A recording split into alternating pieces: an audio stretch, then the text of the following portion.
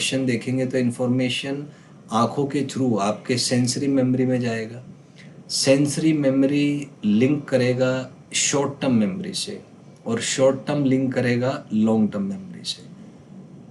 तो इसको जब आप हल करेंगे तो आप का जो मेमोरी सिस्टम है वो एक्टिवेट होगा।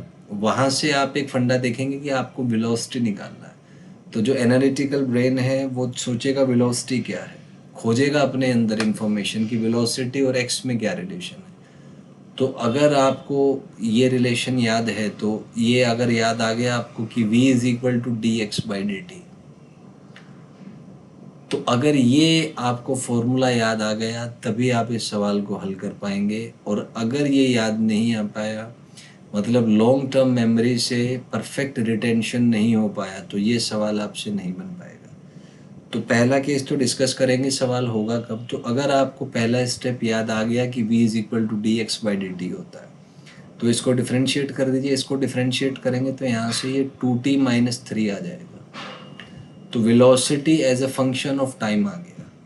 अब अगला स्टेप है मेरा, t का वैल्यू आपका दिया हुआ है 2 सेकेंड।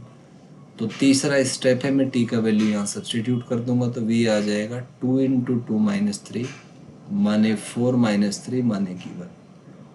तो ये पूरा प्रोसेस लगेगा इस क्वेश्चन को सॉल्व करने में। अब आप इसको एक साइकोलॉजिकल पर्सपेक्टिव से देखें।